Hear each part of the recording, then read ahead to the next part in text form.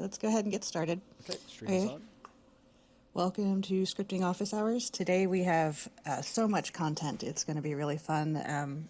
I know that the main topic is quests, but I would like to try a new format where we start each office hours looking at user contributions since our last office hours. So the first of note is a awesome quaternion cheat sheet written by Evo. I know we tried to cover quaternions a few sessions ago, and we did some mob programming to make a fish turn, but I don't think I provided enough content to really give people a good cheat sheet like this of how to actually use quaternions in your own scripts. And so I just, this blog post is really thorough, explains what quaternions are, explains how to use them with Euler angles and from axis angles, how to use them from look, and then the different types of operations you can do with quaternions. So if you're having problems turning things, and I know I've been hearing in Discord that there is some issue right now with rotations, I think the script team is currently working to fix there is a bug. But in the meantime, if you are trying to rotate things and script things, I would reference this blog post. And again, this is, if you're not familiar with the blog, there should be a link pinned in Discord, but I can also put this right here in chat. And so next, we're going to move on to new scripts in the store. So another one from Evo, he has an event queue, and please go away rating. And so this is an event queue that allows you to queue up events, and you can clear the queue, reset the queue, you can just keep calling next, and you can add all I don't know the limit of entries, but you can add a list of entries for events to call. 20 times 3, so 60. Wow. The total queue can be infinite, but you can have 60 different events to queue different kinds of events. Wow. Very useful. I think you also have a state machine too, right? So you can combine the two. Yep. Very useful script. I didn't get a chance to implement it, but I did pull it and just take a look. Next one is a nice utility script from Madai. This is called My Position. This one is pretty simple to use. You just drop it in your scene anywhere, and if you're the owner, you just type in /position. And I actually used this last night to position where I wanted Agent to play sound on that cat in the back there. If you touch it, it'll change the sound and video for you only. And so this My Position was great to be able to find what your vector is when you're in world, or if you're just trying to map things out. So it's kind of like a nice utility script for building. Good for teleport landings. Oh, there you go, teleport landings. And we do have a new teleport scripting feature coming soon where you can teleport to specific locations. So this would be a nice utility to use with that, I think. Mm-hmm. Don't we have that already, or do you mean like across worlds? Across worlds, yeah, links. Oh, sweet. Yeah. So you can script to a very specific point across worlds. Will we be able to use it with portals? I believe so, yeah. Scripted portals, yeah. Okay. Otherwise, you would just drop a link in chat and people could click it and they would go right there. It's hoped to come out next release cycle. And so then this one's from Ari. They have a few click to reset quest quit. Is Ari here to talk about this one? Yep. No. I'm here. Okay. Yeah. Do you want to talk about this one? Basically just a way to offer to users a way to restart a quest, or if they've completed, restart it. There's a few quirks that's being worked on. You have to do it twice if they finished it. But pretty much once you use it, if you provide it in like an interaction somewhere, they can start all over. Yeah. Nice. And I know this is something that's missing out of the core quest library, so this is a great utility. We're talking about quest at the end of the hour, so this is going to be something that could be very useful. We have another from Evo, a door script. And I think he's also put up, is there a video on this one? No. There's no video, but it's basically like a super multi-purpose kind of door where it can be used for many different things. It can be used for curtains, drawers, levers, anything that needs to animate or rotate, like in a single direction, or in both directions, but like in a single kind of like back and forth. So that's generally used for that. Um, but uh, but yeah, it's supposed to be like plug and play sort of, so you don't have to configure any events. So it kind of takes a bunch of simple scripts and put them into one script. So that's kind of convenient when you kind of have to res a door that's already scripted and you don't want to change the group or whatever every time you res it. So it's kind of convenient in that way. Cool. And then does this one go together with it, the hinge script? Oh no, that's a completely different thing. The hinge script is for dynamic objects, and all it does is pin the object in the air wherever you set the hinge of the object. So then it acts kind of like you can easily push a door or with dynamic objects without having to worry about collisions because it's basically floating in the air. It has zero gravity, and so it has zero friction with wherever you're putting it. So yeah, so it acts like kind of like traffic doors. If when you have two doors that kind of swing either way, and you can just walk through them. This is kind of cool. I could see playing like a game where you have to get through doors at a certain time or something like that. Yep. So Tiki, I'm not sure I've ever met Tiki, but we have a couple of scripts from Tiki this week. One is speed, and that is the one that we're demoing with the buttons here. And so the buttons, the speed ranges, speed factor is something that was released just a little while ago, but we did not provide a simple script, unfortunately. So this Tiki speed, I think, is a great replacement for lack of a simple script at the moment. You just drop it in. You can put in a range of speeds. The speed range starts from 0.1 and goes maximum is 4, and that's per the API. So in the normal range, if anyone's curious, is 1. And so then these buttons kind of step through all the ranges that you possibly could have, and they're per agent. We also did a save, which I did not try out, but it's save your position so that you can teleport back to where you previously were. So I guess it's like a back button on a browser. I don't know if anyone's tried that yet. If you play Elder Scrolls games, that would be like the mark and recall spells. Oh, see, that could be interesting with questing, right?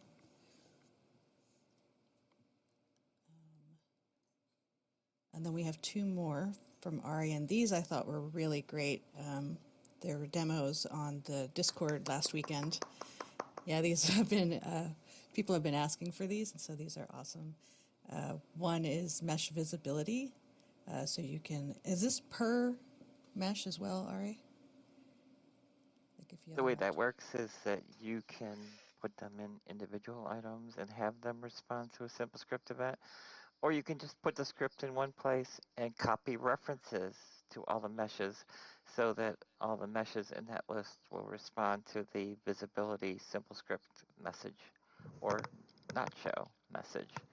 Just kind of consolidates it all into one place. So you're not like running 20 scripts in all different places. Yeah, there's really only one script, and it can control the mesh of any object in the object the script is in, or in any object anywhere in the scene, and allows you to group them together. Very cool. Is the video on the other, I know you had a video too, but there's the video link on the collision. So this one can be used with the visibility I saw in your demo. if you want to talk about that one too, I can play the video. Same concept. The idea is that you can specify a group of objects that you wish to have collisionable by an agent. Again, that's kind of a per agent by default because it's set on the agent. You basically just put it somewhere, and what it'll do is it'll respond to an event and make that object collisionable or not. And you kind of put the two together, mesh visibility and collisionability, and you can per agent essentially make doors walk throughable or visible or not, and it's going to be per agent. Or you can make them visible to all users, or invisible to all users, or collisionable to all users. Again, collision is going to be based on per agent just by default. Yeah, let's see if I can try to put some sound. If it echoes too badly, we'll stop.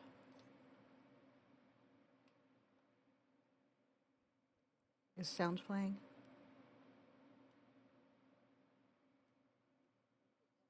I don't hear any. Okay, so I guess it's not going to work dynamically like that. Okay, that's too bad because we had some fun videos with sound I wanted to play. So I think that was, unless something new was put up in the last day or two, those may have been the only new scripts on store in the last 2 weeks. If you do put up scripts or animated objects that are scripted and I don't find them, like if you want them to be presented, and I'm generally just looking under the script category when I'm looking for new things, but if you have stuff that you want to have presented for office hours, just ping me on Discord with a link to your stuff and we'll make sure we get it on the agenda. Does anyone have I have one question.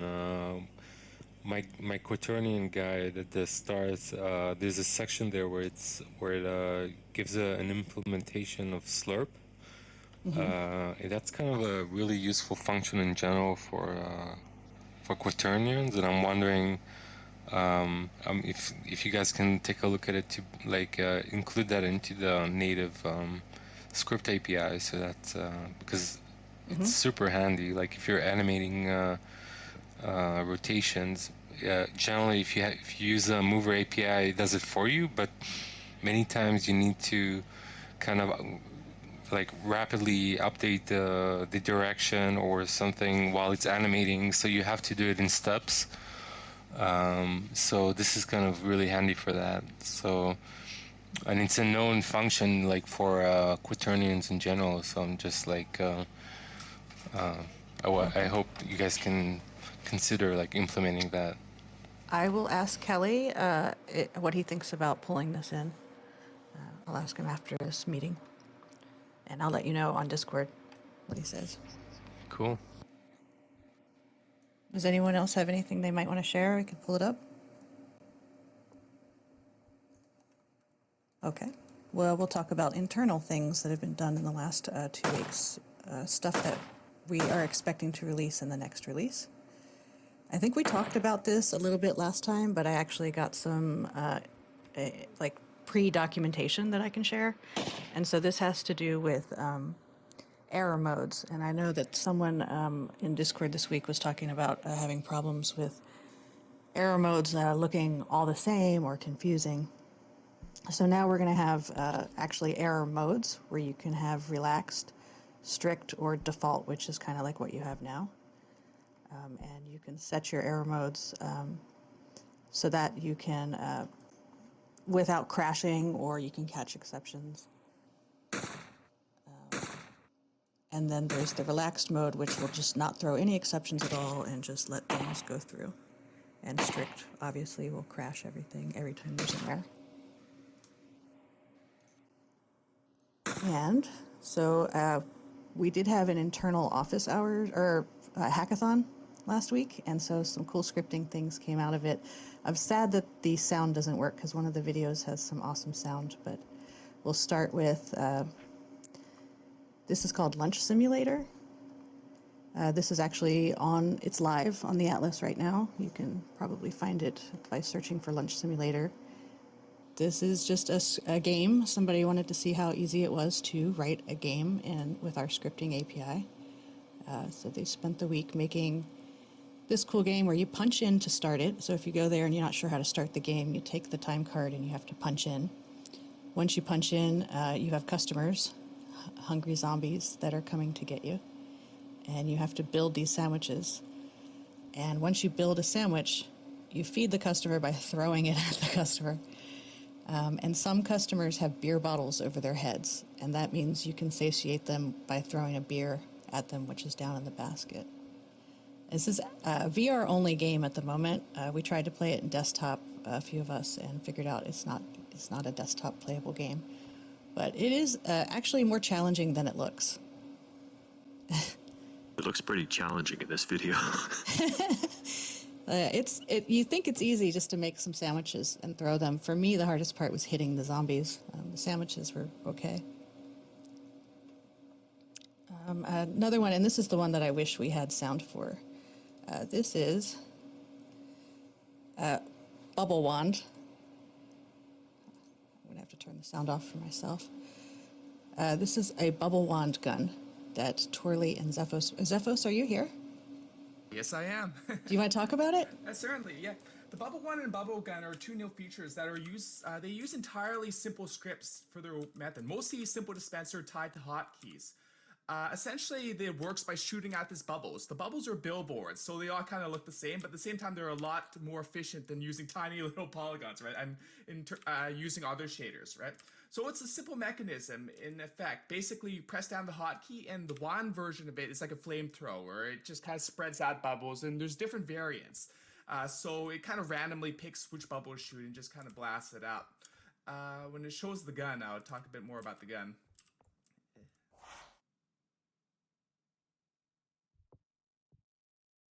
And there's the the bubble gun. The bubble gun's long distance shooter, but it also has a unique function to it. If anyone here is familiar with the Mega Man games, you know the signature move is to charge your Mega Buster and fire away, right? So I was kind of inspired by that, and this uses that same mechanism. Once again, all simple scripts.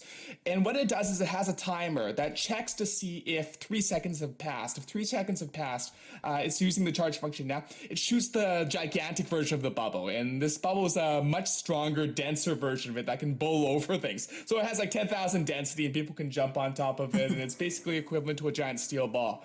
But essentially, that you can do a lot with simple scripts, and there's nothing complex here, no custom scripts. Sometimes I work with custom scripts on some interactive objects. These two objects are entirely made with simple scripts. So we want to introduce these relatively simple how to build things that we are going to put later on in the store, so that users can deconstruct them and figure out how they can mash all these simple scripts together to get this functionality out of it and have fun with making their own things. Very nice. I don't know if people know Zephos. He's on our studios team. He helps build all of our interactive stuff. I don't know if you want to introduce yourself any better than I just did. No, that's it. That's exactly it. Yep. I have another one from Zephos. If you want to talk about this one, let me turn this one off. Yes, the light stamps. We'll be putting this up on the store today. The light stamps, if you guys have been to the Monster Cat experiences before, they're always kind of around. And there's something that we originally created to be like baby's first interactive object. I like to hype them up as being the super complex, awesome thing, but they're really the most basic thing a person can make. And they take all three skills. Scripting, well, not knowledge of how to write the scripts, but putting them on the objects, as well as sound and modeling. So with all those three, you can have just the most baseline skills from model anything. It basically self-replicates these light stamps. It basically creates a emissive version of any of these versions here. So in this case, I have a star, but really you could do like a potato that makes another potato that's glowing, basically, right?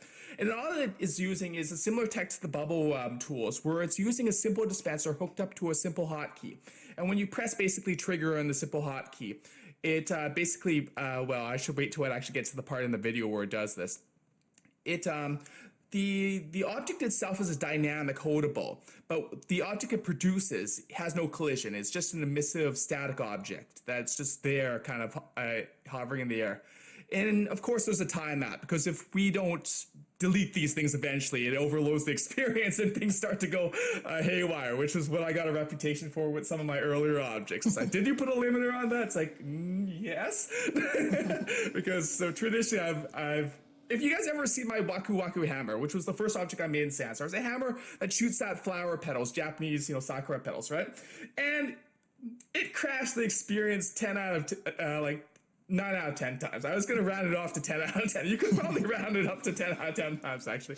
But basically, that's why we always make rules of putting limiters on this. Usually, the limiters are more harsh than what we could get away with, but it's for the sake of the, the experience of the viewer, right? So I'm going to put these up on the store today. I'm probably going to be doing the star version of it, unless there's a particular request, and just get people kind of used to it. We also might do a separate tutorial for how to create this stuff, because the way of making it is very basic. A person who has just very baseline familiarity with modeling, scripting, or at least how to toss together a bunch of simple scripts and sound can make one of these from pretty much nothing within a few minutes, so if they know the general flow for it. So thank you very much for watching this. So this is just one of the things that we've been developing, and we always have the user in mind when trying to create these things, to make it so that they can deconstruct them later on, rather than being this elite black box that here, take it and just figure it out on your own, right? So thank you very much for checking out this. Thank you so much for sharing. And it looks like, Miyaka, you had the question about can you make your own? So I think the idea is, that these are supposed to be examples that you should be able to deconstruct to make your own. Exactly. It does kind of bring up a point about the dispenser. I almost wish the dispenser just automatically had a timer in it. Oh, I totally agree with you. Yeah, it's one of those things. I always have to attach timers to everything, like timers to lights to make sure they turn off after just flashing, timers to dispensers to make sure that, timer is one of those things that can work with just about every script, right? So having it in one part instead of two would definitely make things easier. Oh, so go ahead. I have a dispenser script also that also kind of has a timer for the resed object. It also has if it collides with something for the first time, you can also deres it in its one script. So just want to say. We can put them all together. Maybe after this is out on the store, or maybe next time, if anyone's having trouble deconstructing or something, we can talk further, and then how to incorporate some other things like Evo's dispenser script. One more quick, not one more, we have a couple more, but this one's sort of just a short demo. It's a new scripting item that will be coming out in the next release. It's going to be a simple script where you can have any object interaction open your user store. So if you have a store, like your own user store, you can just click an object and it will open the marketplace and client to your user store. This one, I'm saving the best for last, but this is the second best. We talked about this last time we were here when we did gun demos, and how in desktop your arms just stay at your side. Well, guess what? We're going to fix that. So, Awesome. Hopefully next release. If not, it will be an important release shortly following. We're still testing this. There was this is something that it would just... I'm wondering if you can do that with a gun. What happens if you put a bat in your hand and you just swipe your mouse across the screen? Would it swing the bat? I think it would. Yeah, Good question. That'd be an interesting And use if the of bat it. had collision, you could hit a zombie with it. Oh, you're going to have to try that. I think the general idea is because someone mentioned mini golf now looking accurate. So I feel like they're testing to make sure it's working with more than just guns, but I can't promise that. And then this one. Alex brought up that there might be something else for something like a golf game. Yeah, I think they're calling they're calling the feature desktop IK. So that to me encompasses more than just guns. I think it's just anytime you're using your aiming tools on desktop. And I saved the best one for last, and Can't promise when this one's coming out. It's definitely being tested, and this one's, I think, super exciting. Too bad the sound isn't here, but it's a scriptable camera. So if you are, trying to tell a story with possibly with your quest, and you want to guide a user, it's playing creepy music as if like a horror movie. I wish I could play the sound.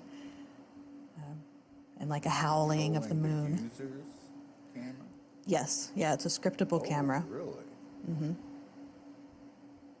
I think it's very exciting. I know we have some directors making little short films in Sansar. I think it's great for storytelling and questing. Does it use your camera, or is it a separate camera? I mean, does it use your, whether it be a third-person, first-person camera of your avatar, or is it a separate camera you can control? I think it takes over your avatar's camera and it pops you out of whatever you're in to put it into this mode. That's good. That's better than what I've been doing, which is moving my second avatar around on a platform in order to get the angles. Yeah, Yeah, sorry. Go ahead. No. I was just going to say it's really great. We've all, I think, all been struggling with turning when we're doing videos and things. Because you can do forward, backward, up, and down smoothly, but the rest of it is, so brutal. So that'll be great. Thankfully, Evo wrote a nice guide if you're scripting your camera to turn. Okay, so that was all I had for show and tell. You guys should have a hackathon every week, I think. You're making really awesome stuff for hackathons.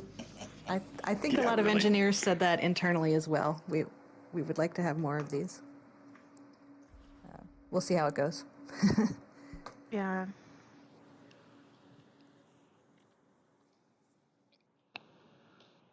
I feel like we exist in a very light user hackathon. So. Yeah, that's what we do every day. Yeah. We hack every day. Well, I had asked Galileo if he was open to like a scripting contest, but we were trying to talk about how would we even judge that kind of thing.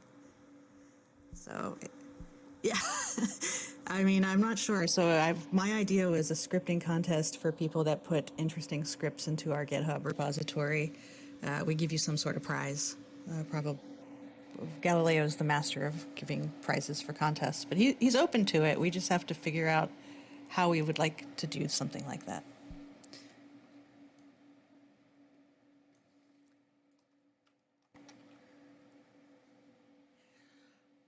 That's definitely not been vetted.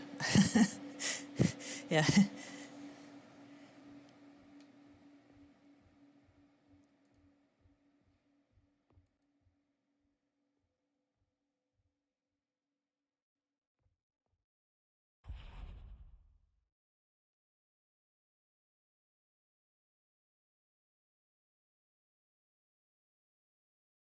Oh, that A participation trophy. exactly. It has to work.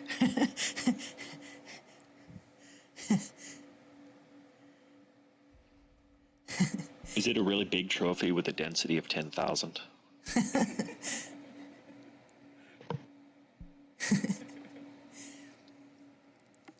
Okay, so we do have a guest today internally. Are you here, Christine? I am here. Okay. So I don't know if you want to raise your hand or introduce yourself. Oh, there she is. I'll come stand here right by you. So I am a designer for Sansar, and I work on quests and story. And I'm here to talk to you guys today about the questing system. She wrote an amazing document for us internally and then modified one to share for creators. She's responsible for helping design all the quests, a lot of the storylines that you're seeing in Sansar. So she's really a great resource if you have any type of questions about game design. This post is public on the blog. It's rather long, but we'll try to. I think we have a half an hour left, so it should be a good amount of time just to go over it. Maybe not read word for word, but to go through each section. And at any time, if you have questions, feel free just to start asking, because that's what we have her here for. Christine, do you want to go over it? Do you want me to go over it? I can do either way. I think you should just go over the highlights, and then I really feel like it would be valuable to let people ask questions if they need more detail about something. So if we could do that, I think that would be great. Yeah, absolutely. So don't hold back here. Just interject anytime you have a question or a thought that you want to share. So it starts off just high level, asking, what was the intention design for what is a quest? It's a bite-sized activity for players to do while they're in Sansar. And we deliver them through various UI panels, which the users, you can create text. You configure text to guide players through your experience and through your quest. She starts off with stating that it's really good when designing quests to think of quests in terms of the states that you go through. And I know that we haven't really, beyond the script API and maybe just at high level documented the states. So this document maybe helps give you a little more insight into the flow that a quest is supposed to have. So a quest, when it is not available, so it's just hanging out, it's in a none state from the scripting perspective. Once it's activated, whether that's entering your world or interacting with a quest giver, it gets moved into what's called offered state, meaning that a player has seen this and they have the choice to play it or not now. They can do either. If they do not now, it's still recorded for that player as this quest has been offered to them. So you do have that information. Once they accept, it goes into an active state or in progress state. You go through a series of objectives to complete the quest. So while you still have open objectives, you're in an active state. Once you've completed all your objectives, it moves into objectives completed state. And this doesn't finish the quest. For quests, you have the option to add rewards, whether they're mandatory or optional. And so you get moved into what's called a select reward state. And that's when they're presented with a modal to choose a reward. So just to call out, I know that some people have had issues where either when they moved into this select reward state, they were in VR and they switched to desktop, and that modal goes away and they never made any actions. That's an error vector right now. We have to solve for that. Another vector would be if they get presented that select reward modal and then they crash. You can't get that modal back, basically. So we're working on ways to fix that for users. I'm not sure what our exact fix is going to be, but just to call those out, that those are some dangerous potential ways to get stuck where you cannot complete a quest. Once you've... Creator just check to see if the last objective was accomplished and then re-offer? Yeah, you would have... Is there a way to even re-offer the reward? See, that's the problem. There's not an easy way. We don't provide any automatic easy way, and I think we're working on figuring out what's the best way to handle this situation. Currently, a scripter can, like you said, they could do a check to see if they're in that state, and if they're somehow stuck, they could, manually roll back the last objective into an active state so that they could again collect that objective and complete the quest. Like with scripting, you could definitely do something, but it's not easy. Did someone have a question or? Last I heard, once a reward was offered and given, or the system thinks it has been, you cannot get the reward again. That was probably a built-in safety feature to prevent people from collecting more and more Sansar dollars, that kind of thing. Unfortunately, it applies to everything, including the items you offer. So once someone got a prize, that's it. They can replay the quest as many times as they want. I've tested this, but you can never give them a prize again. So if it fails and they don't get a prize, they don't get a prize. And even something that needs to be addressed. Even your reset script won't fix this, huh? No. Okay. Well, only let you replay the quest as many times as you want. It'll actually even appear to reward you the item again, but you'll never get it because something happens behind the scenes in Sansar to block that. Yeah, and I will say this is an active problem that we are looking for a solution for. So I just unfortunately don't have any answers right now as to what exactly that solution is going to be. But also to note, it is sort of an edge case. If a user goes through the normal flow, sees the modal, selects the reward, completes the quest, everything is fine. It's only if they, have these weird edge cases of switching from VR to desktop, or if they crash, or close the client while that modal is open.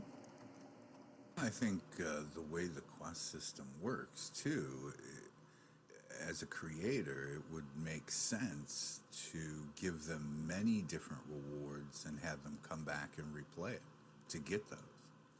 So I do hope that something gets fixed here, yeah. Well, Yeah, we've been talking about the idea of repeatable quests. So like as a creator, you could set up a quest and say, okay, users can complete this as many times as they want to get the reward. And that's probably the way that we would handle a situation like that. Then rather than asking you to create your own script and rewind everything, right? Like we would want to give you a system in which that was a possibility from the beginning. The other thing I wanted to add is, Bennett, I don't know if you saw it, but I did write a whole section yesterday into the document about sort of how to handle live content and how to make changes to live content and when you should and shouldn't do that. And just some sort of like best practices. And so maybe you could do a follow-up to this post with some additional quest related information, and you could include that.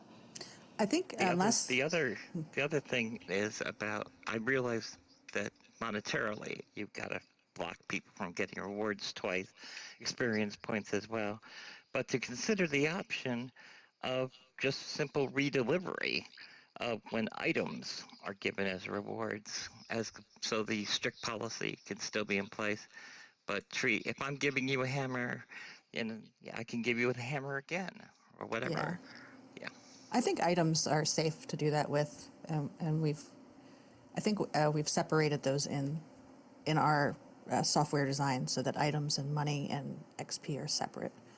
So we've opened that avenue that we could go down that way. Rewards would be nice if also link a store to a store listing, so that if you in the future when we have an update feature to the store listings, then they can kind of ask for redelivery for the update, or just like what you suggested was to just have a redelivery and you already have that in the store. So I don't know, I imagine a consolidated kind of delivery system through the store or something would be probably a good idea. I don't know. Yeah, redelivery doesn't hurt, right? So you could just, repeated item delivery is not going to hurt anything. Could I ask a kind of a noob question on quests? I haven't tried it yet. Can you mix it with your other custom scripts? Yes, absolutely. So if I could mix it with my own reward system if I wanted to. Sure. Okay. Yeah, rewards aren't mandatory. Okay. They're optional. So just looking again at objective states, they're very similar to quest states. They have a none state when they haven't been activated. Once they're activated either through script or through the quest giver initiating the quest, you can activate your objectives. You also have the option to hide objectives if you want to tease out a story. And you also have the ability to show future objectives but keep them locked if you want to force like a sequential ordering of how you want someone to go through your quest. And so character, this is an interesting thing that I don't think we've shared broadly. I know people are aware of the fact that there's a difference between user-created quests and internal quests. And quest character, there's technically two kinds of characters. There's a single quest character and there's a storyline quest character. Storyline quest characters are internal only at the moment. Think of Forma or Agent Primus in the Nexus. And Christine, she writes thoughtfully about how to design a quest through the voice of a character. And I think this is some of the best wisdom we can get from her is how to craft a story using the character throughout the quest. I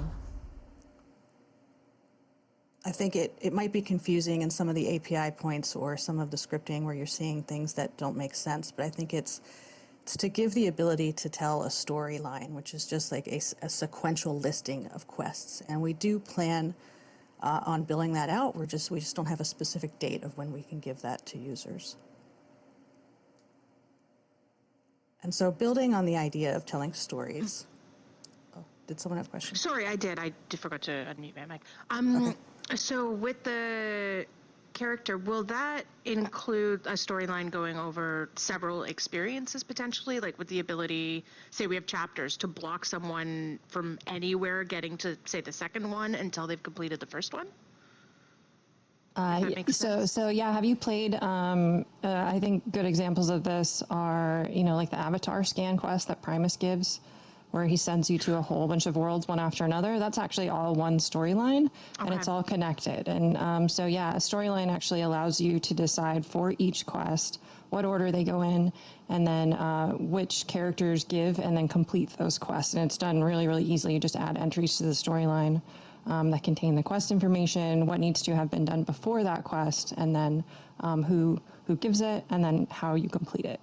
Okay, and would it, so say you've got to the second world that's doing this, will it stop other people from like using the stalker follow button to get to the person who's in that other world? We've had a lot of discussions about that. That is a great question. Right now, it's completely open, and I believe if you follow someone to a quest world, you can absolutely do it. I don't think we have any restrictions in place. We did discuss that a lot, whether or not we should restrict that. Because I know exactly what you're thinking. You're like, well, I don't want it to ruin my story, right? Yeah, and I don't want people to just go grab things that they haven't earned. We already. So yeah, I mean, like the most they could really do. So right now, we're actually in the process of unlocking some quests right now. So there's going to be some new quests in the Nexus when we're out of here. But the worlds that those quests exist in, you as a player, even if you don't get the quest from Primus to start off the line, you could still go to the world. You wouldn't be able to do anything there, but you could still go there. So like you wouldn't really be able to do the activities, right? So each quest has an activity to do, and you wouldn't really be able to do them, but you could see everything. I would like to vote for that not being a thing, if there's a vote option there.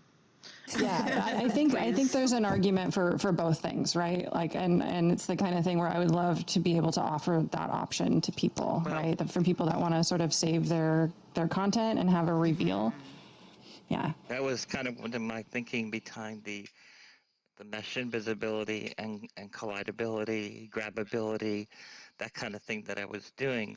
You would tie that to the quest system, and basically you could even make it so they can't see what the quest player sees.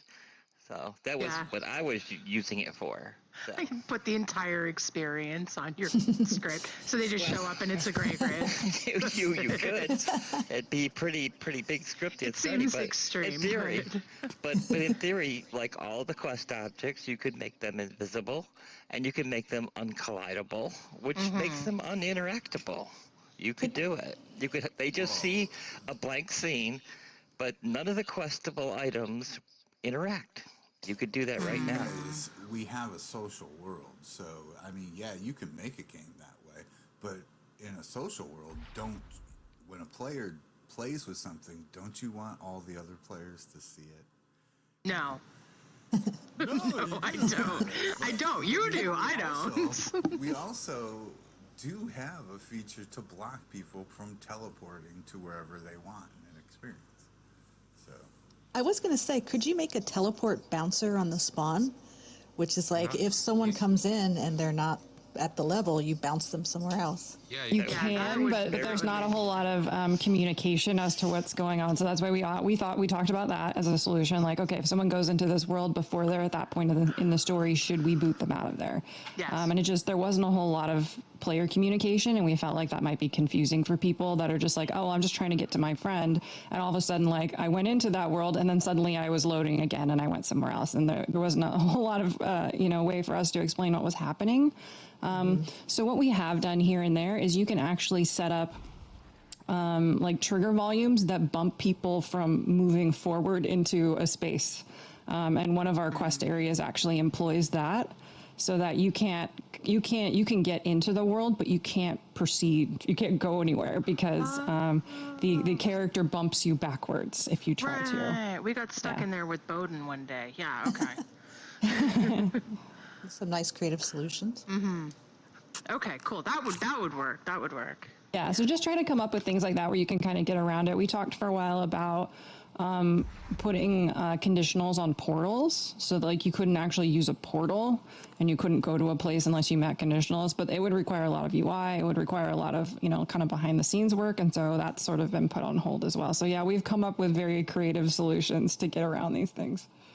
I think one solution is that you take part of your scene and make it the entry point, and then you're basically in enter the scene mode, and then you take a portal to the game itself, so that people have a place to be. See, to me, that's a concept that's more familiar to a gamer.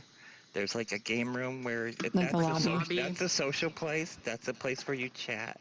If you've got a team mechanism, that's where you form your team, et cetera, et cetera. But you try to take the portal into the game world itself, unless you're a certain level or whatever, or you're on a team, or there's two of you, you can set conditions right there. I think gamers would be more familiar with that concept.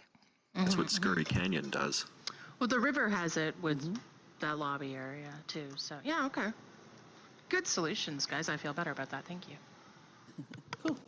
Well, what, you know, something we use all the time, or that Bignaria made it, is just the objective checker. You know, we don't. I think that should be in like an inherent script in the quest system to check whether, because then we allow things to happen. Like if you haven't done certain objectives, then we don't show you stuff, but we check to see, hey, did they get that objective? Okay, then don't show. That is built into the objective controller script that they published. I was just going to show on check objective. It's in the simple scripts. And then it gives you, conditions for each state. Yeah, that was the addition you made, right? Mm-hmm. Okay, so back to the design guide, looking at how to craft guidelines for text fields. So this is the quest creator where you get to enter the text. Christine gives some nice points about what these texts should be seen and what they should be accomplishing. So the quest name is what we call it in the creator tool, and I agree this is confusing. It's called name here, but in the script API it's called title. And I apologize for our inconsistency, but so it's the same thing though, the name and the title. It should be a minimum, it should be I don't know if, Christine, you should probably talk about these. You're way better at this. Just highlighting sort of that there should be short. The title should be kept short. There's no links in titles. Yeah, I'm happy to walk through these if you want me to. I mean, you guys kind of know what a title is. I'm not going to spend too much time on that one, but yeah, keep it short. A lot of times, you can kind of flavor them with, humor if you want to sort of relate to like maybe pop culture, or they can be serious. They can be very straightforward. It just really depends on the tone of your quest and what makes sense. The description is where your main story bits go. So this field has a 350 character limit. All of these fields have character limits on them because we had very long discussions about how we wanted quests to work in Sansar and kind of like the role that we wanted them to play. And we decided that we wanted people to focus on gameplay when it comes to quests, so what the player is doing, and not write a novel, right? And so we decided on a character limit. We ended up upping it a bit from where we started, so now it's at 350. And I've found that I've written a lot of quests. So I've written quests for 4 different games now. My first quest writing role was on World of Warcraft, like back in the day. So, and our limit there was 511 characters for a field like this. And we felt like that was too long. And so we aimed to go shorter with it. And so that's kind of where we started. So, and I've found that writing quests for Sansar, you can definitely fit in enough flavor and enough information about what you want the player to do in that number of characters. Okay, so moving on from there, we have the summary. So the summary is also sometimes called the log. I don't think we've settled on a name for that, and so it might be called those two different names. It appears in a couple of different places. One of them is in the something that you guys have seen on like Agent Primus. So when Agent Primus is offering a quest, it'll say the title of the quest, and then below it, there's sort of like a tagline for the quest. And it's just, usually a phrase or a sentence. We keep it really, really short. We don't use any punctuation, but it kind of lets the player know what they will be doing on that quest. We never write it in character voice. It's always very much like just informational. Completion message is what your, in the case of the quest that I'm writing, it's from the point of view of the character. And so they're saying, hey, thanks for completing that sort of a message.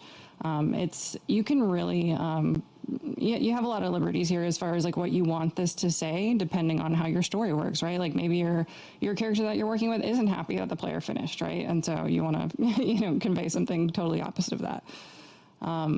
But yeah, this is written in character voice, and it sort of completes the story from the character point of view. Scrolling along here. Yeah, I think I may have added these, but they're similar. The objective. Yeah, no, I feel like because I wrote a bunch of stuff and then handed it to Bennett. And I feel like you really expanded in all the areas where it needed to be expanded. So cool. So yeah, it's good. It's good because it's just a lot of information that they probably want to have. Yeah, objectives. So I think the main thing that I try to do with objectives, and that is because our description field is short, I keep that to story, and there may be a sort of a hint of here's what I want you to do from the character perspective. But what I save the objectives for, that's where I really put the instructions, right? So step by step, we put an objective in for everything we want you to do. And we are very, very straightforward with that. I never write those in character voice because I want the player to really understand that these are sort of hints that are supposed to guide you along the way. It's not the character talking to you. This is the game helping you out. And so that's the way I write them. So the titles are very straightforward. So I guess the objective name is what that's called there. So it's, just to the point instructions.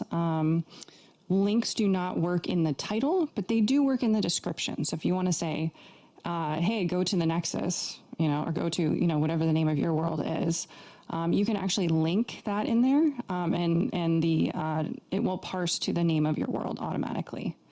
And so we do that a lot in some of the beginning quests to help players out so they understand how to travel, just to make that easier. And you're free to do that as well in the objective description. And then, so that's all the technical stuff. Now, the rest of the post is really about style and tips on how to design quests. Do you want to just keep going? I can keep scrolling through. Like the first bullet point is guiding the player experience. Sure. Yeah, we've got like 6 minutes. Let's see what we can do. We can. I mean, I'm fine to carry over. I don't know if other people are. I have pretty much a hard cutoff. I can maybe go 5 minutes over, but yeah. So let's see what we can get through. Okay, so guiding the player experience is about just sort of when you're thinking about the quest that you want to design, think about the overall structure of your world and how you are revealing that to the player. Like, how is the player moving through that space? How are they completing the tasks you set forth? Just being careful with anything that's really repetitive, like having them do the same thing over and over, having them go back to the same specific location over and over, because that tends to be boring for players. And so figuring out how to vary it up and keep it interesting. And then how you're sort of aligning the story with the things you're asking them to do, and keeping that interesting for them. Then we have keep it short. Keep it short. Yeah. So yeah, this is kind of what I was talking about before with the text limits. We wanted to push people to communicate well, right? And when you have a limited amount of space, it sort of enforces that, right? Like you need to use that wisely. So yeah. Player is the hero. So the player's the hero is really about, if you're designing a storyline and content for players to play through, thinking about it from the point of view of making them the center of your story. So if they're in there to play through your world and your quests, they need to feel like they're awesome, they're helpful, they are essential to the things that are unfolding in that world. And, so, and this works even if you have an experience that, maybe they're not the hero, but, you're trying to evoke a specific emotion, or you want them to understand a very specific experience. Like, just make sure that their role is important to that. And they'll have a good time. Being clear when you're going through your quest. Right. So, if you write a quest and then, a player comes along and accepts that and says, can you scroll back down for me? I'm sorry. I was totally looking at that. Here we go. Back. Okay, there we go. So just making sure that you're being clear about your steps. And so if they read your quest all the way through and they have no idea what they're supposed to do after that, then you haven't done a very good job as a designer. So when I've been writing quests in the past for other games, we always do things like we make sure we're clear about the goal. We're clear about where the location it's supposed to be completed. We're clear about what the player can do once they finish, like where they're supposed to return it. And you can do all of those things through objectives. You don't have to do it through the description. And it also doesn't mean you can't have anything that's mysterious or anything that's like puzzle-like. It's really possible to be clear about what you're asking them to do without giving away all the details. So just consider like how you're doing that, and the challenge in your quest shouldn't be figuring out what the heck the designer wants. Right, is the way to think about that. The challenge should be in the gameplay itself. Anyone have any questions for Christine? I just want to make sure that questions get answered before she has to go. I have one. What about when you have kind of the nature of like Sansar is like you have a lot of people in the scene and they kind of have different progress during the quests, and I think it would be good to have some kind of a guide to know how to tackle certain situations. Yeah. Such as having like a key for a door, but if someone opens the door, then others can cheat and kind of go through it and stuff like that.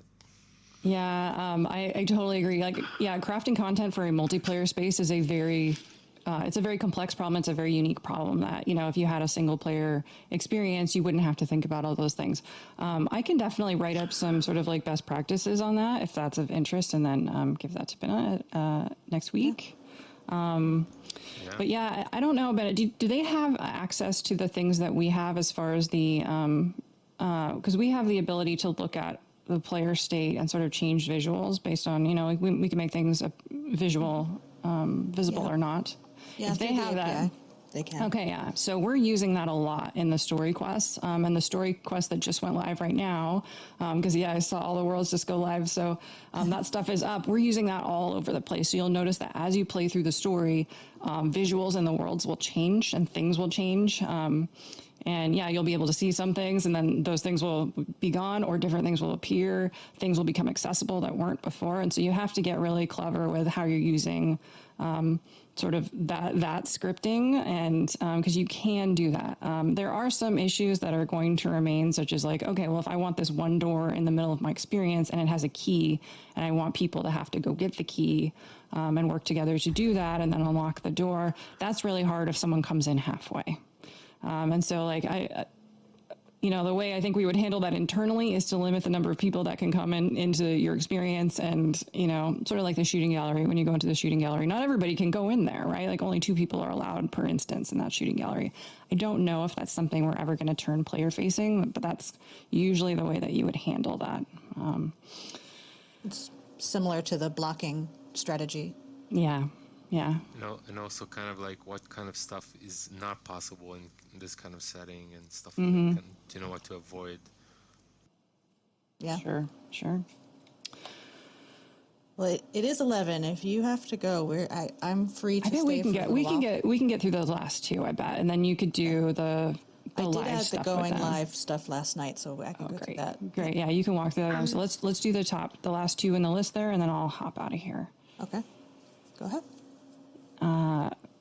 Crafting. Okay, so crafting your story. this is more of a writing best practice. It's sort of like, think about it from the perspective of like, how can you make every step of your quest really compelling? So I have 2 examples in here. It's the same activity that the player is being asked to do, but the first one is just like, hey, climb to the top of the mountain over there and jump 17 times in a row. That's literally what you're asking the player to do. But in the second example, we have, you there, I am Professor Sniggles, and I've just completed my analysis of planetary alignment. And a mere 3 minutes from now, the timing will be right to push our planet, yes, this world we exist in right now, into a parallel universe. You must help me. Please go to the top of that mountain just across from here and start jumping. So those quests, those are exactly the same activity, right? But one's really interesting, the other's not. So just consider you always have the opportunity to insert like flavor and story and sort of life to make things more interesting. Keeping it bite-sized. So you can, using the quest system, create one quest with an enormous number of objectives. Like there's no limit right now. You could put as many as you wanted, right? If a player gets a quest and it has all of those objectives in it, it may feel really overwhelming to them. So best practice here is to break up. And when you guys get storylines, this is going to be really easy for you to do. You'll be able to break up your tasks into multiple quests. And that way it feels doable. They feel like there's a nice sense of progression. They're getting rewarded as they go along. And our quests typically have 8 or less objectives per quest. That would be a very, very, that one would be packed if it had 8. Most of our quests have 4 to 5 objectives total. So just keeping that in mind, that's sort of what we're following internally. That's a good point. Okay, guys, is there any questions on any of that stuff? Are you around on Discord or somewhere, or who is it best to poke at if we do come up with questions? Probably Binna. Just send it to Binna, and then if it's something that I can help with, I'll just I'll let you know. Okay. Yeah, I can pass things along. Thank you. For as long as we have her. Unfortunately, she's not a permanent Linden Lab employee. Shh. Yeah. Yet. We got moon gravity in here. I like this. All right, guys. Hey, this has been fun. Yeah, definitely. If you think of questions after the fact, just let Binna know. And happy to add to this guide for sure. Thank you so much for writing this. This is documentation we very much needed. Thank you so much, Christine, for That's everything. really cool. Sure. Yeah. Yeah, awesome. I'm going to continue. Bye-bye. I'm going to continue with the rest of what she's written because, like, just the time and effort she put into this is spectacular, in my opinion. Going live with your content, and this is like her years of experience that she's sharing with us for free. Going live with content, as you know, content, especially with the quest system, once you give a quest to someone, they get just that specific version that they've accepted. So calling out testing before you decide to push this thing live is always, as any software engineer or even just hobby coder knows, that testing.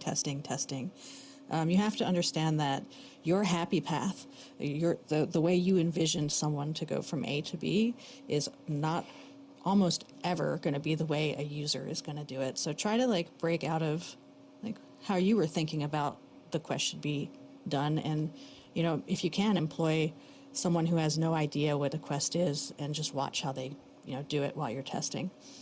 You can try to fix problems before they come up. Like I said before, once it's live, so the way the quest system works is if I was to publish a quest today and someone was going to accept that quest, it's not even accepting, technically. It's once that quest has been offered. They don't even have to accept it. Once the quest has been moved into the offer state, that player will never get another version of that quest.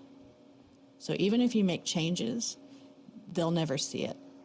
And so talking earlier about the problems with resetting or offering multiple times, at the moment, there's no way to allow the player to play again. The only way, and I think this is called out here in the text, and this is a decision that you need to take seriously, is to delete the quest entirely. When you delete a quest, you delete it for everyone. It just gets taken out of the player's log. So if you delete a quest, you could rename it and then show, the new quest with your fixes, but you have to take that pretty seriously if you want to just take a quest out of someone's log. I think that's what she goes into here about, oops, I need to fix something, like the decisions you have to weigh about when you fix things. I think she suggests if you really have a problem, to close your world down completely while you're fixing things, so that no players come in this interim state. Whatever. I'm going would like to point out that there's two go levels ahead to and that. hop in So Discord and one- ask, and then we can fill you in on what happened on the rest of the stream. All right. Thanks everybody. Bye.